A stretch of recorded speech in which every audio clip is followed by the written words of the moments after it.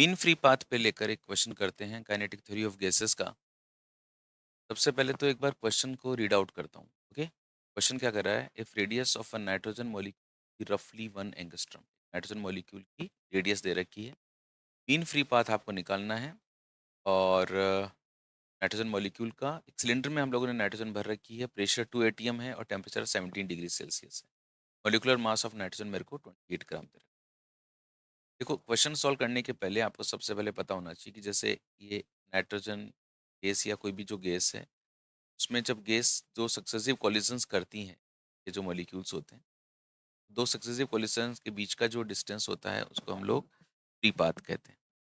अगर मैं बात करता हूँ मीन फ्री पाथ की, तो मीन फ्री पाथ का मतलब होता है जितने भी कॉलिजन्स हुए हैं सबके जो फ्री पाथ्स हैं वो ऐड कर दीजिए, divided by number of collisions, है ना, और इसको डिवाइड कर दीजिए एन से। तो इसको सॉल्व करते हैं तो आपको एक फॉर्मूला ध्यान रखना है। लेमडा का फॉर्मूला होता है 1/√2 पाई डी स्क्वायर इंटू एन। यहाँ जो डी होता है वो डायामीटर होता है। D is diameter of molecule. जैसे नाइट्रोजन का मॉलिक्यूल है, इसका जो डायामीटर है मतलब ये यहाँ से आता है, this is D. And N जो होता है वो number of molecules per unit volume होता है। Number of molecules per unit volume, जो भी वेसल है उसके यूनिट वॉल्यूम में कितने मॉलिक्यूल्स हैं, number of molecules in unit volume. अब देखो, मेरे को लैम्डा चाहिए यहाँ पर, और मेरे को इस क्वेश्चन में टेम्परेचर दिया हुआ है, प्रेशर दिया हुआ है। अब हम लोग जानते हैं कि pressure is equals to N K T होता है, यहाँ पे के बोल्ट्जमैन कांस्टेंट है। एन की जगह मैं पी अपॉन के टी पुट कर सकता हूँ। अगर मैं एन की जगह पी अपॉन के टी पुट कर सकता हूँ तो जो मेरे पास लेमडा का फॉर्मूला है 1/√2 पाई डी स्क्वायर इंटू एन। इसमें मैंने क्या किया, पाई डी स्क्वायर एन की जगह पी अपॉन के टी पुट कर दी, ये फॉर्मूला आ गया। बस अब मेरे को जो वैल्यूज हैं वो पुट करते जाना है। के वोल्ट्जमैन कांस्टेंट होता है, इसकी वैल्यू 1.38 इंटू 10⁻³ होता है। जो टेम्परेचर है ये मेरे को गिवन है यहाँ पे 17 डिग्री सेल्सियस। तो मैं 17 डिग्री सेल्सियस को केल्विन में चेंज कर लेता हूँ। 17 + 2 73, 290 केल्विन हो जाएगा।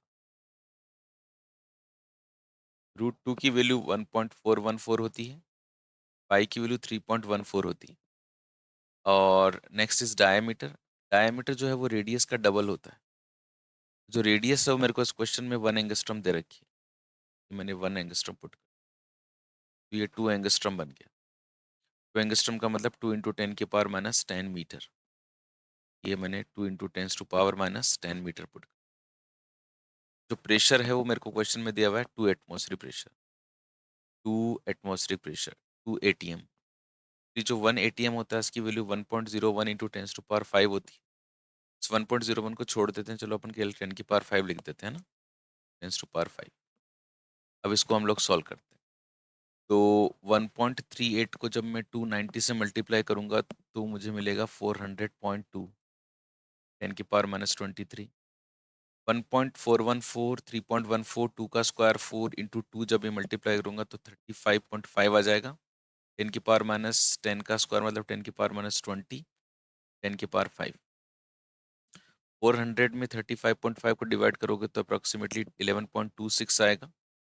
एंड ये पावर्स को मैंने सॉल्व कर लिया, ये 20 और ये 5 ऊपर चला गया। 11.26 इंटू 10⁻10 आया। क्योंकि मेरे जो ऑप्शंस हैं वो सब माइक्रोमीटर्स में है, मतलब 10⁻6 में मेरे को कन्वर्ट करना है। तो जब मैं इसको सेल चेंज करूंगा तो अप्रोक्सीमेटली 0.11 माइक्रोमीटर आ जाएगा। जब मैंने ऑप्शंस को चेक किया तो मेरे जो सबसे नियरेस्ट आंसर आ रहा है वो 0.10 माइक्रोमीटर आ रहा है। तो दिस इज द क्वेश्चन यार। सबसे पहले आपको ये फॉर्मूला पता होना चाहिए क्वेश्चन को सोल्व करते समय। फॉर्मूला पता होने के बाद में जो एन है, इस एन को कैसे हम लोग प्रेशर और टेम्परेचर की फॉर्म में लिखेंगे ये पता होना चाहिए।